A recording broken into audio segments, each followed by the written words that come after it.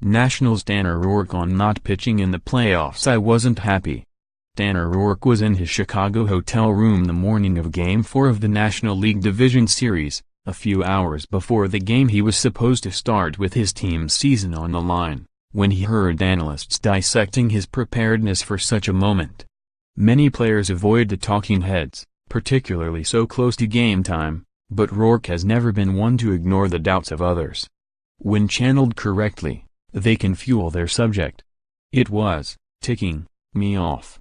I was going to use that as motivation, Roark said Sunday at WinterFest. But then I got to the field and it just didn't work out that way. Roark never got the chance to use that motivation. When he got to the field, Steven Strasburg was starting, apparently well enough to do so after being announced as a stunning Game 4 scratch less than 2 hours earlier.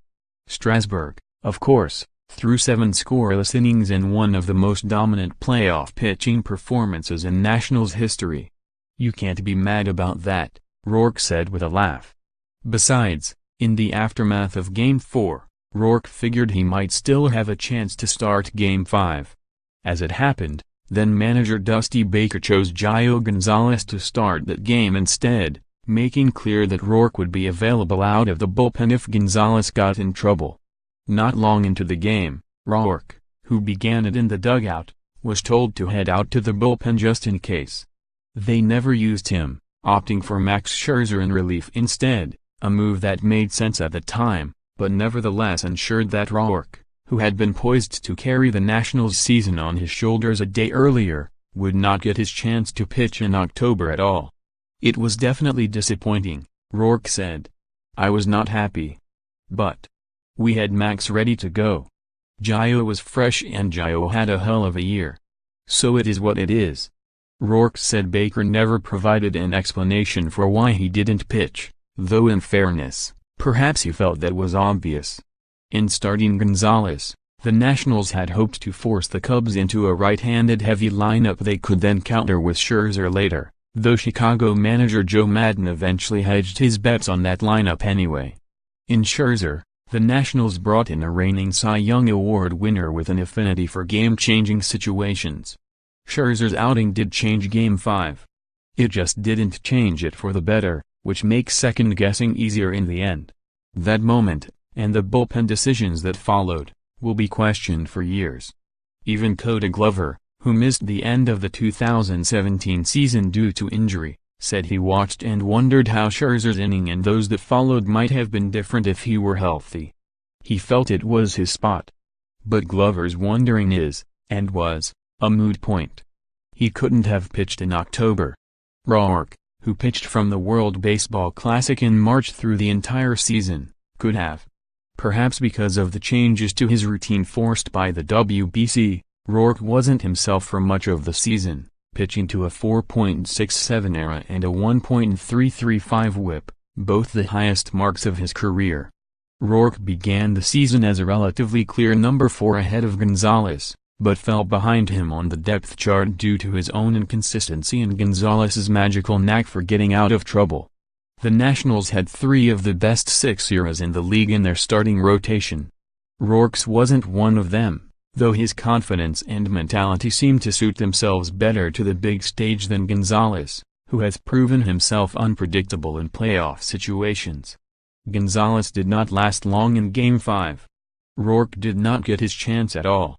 It wasn't the way I wanted to finish the year, not pitching at all, but with the group of guys that we have, the pitching staff that we have, I'd put them out there any time, said Roark, who is used to having to walk the public tightrope when it comes to questions like these. More than any other National, Roark has dealt with the inevitable disappointments that come with being on a roster as loaded as this one, but not being considered one of its stars. Roark broke out with a 15-win season in 2014, only to find himself relegated to an uncomfortable combination of relief and starting duties when the Nationals acquired Scherzer for the 2015 season. Roark established himself as one of the National League's most reliable starters as he won 16 games with a 2.83 ERA in 2016. He allowed 2 runs in 4 1/3 innings of his playoff start against the Dodgers. Whenever the Nationals needed to shuffle the rotation around Scherzer or Strasburg's injury troubles, Roark was often the man to move up or back accordingly, seeing his routine sacrificed for that of his teammates. Tanner is the most underappreciated player we've got, Nationals general manager Mike Rizzo said. He's an ultimate team player. This guy never says a negative word. He's all about the team. And he's the type of guy I love having on the mound. You know he's going to leave everything out there. Roark is arbitration eligible again this winter, meaning he and the Nationals will have to work things out over his 2017 salary. They agreed on a salary of $4.35 million for 2017 despite MLB trade rumors, a reliable tracker, projecting he would earn $6.4 million.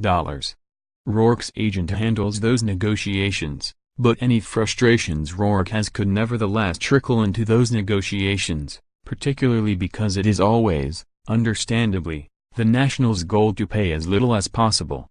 Perhaps Roark's frustrations won't matter for those negotiations at all, but it's worth watching.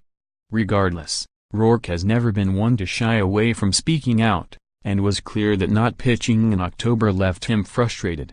Hearing analysts say he wasn't good enough for the opportunity motivated him that day. One could reasonably assume that the fact that he never got the chance to prove them wrong might motivate him even further for 2018.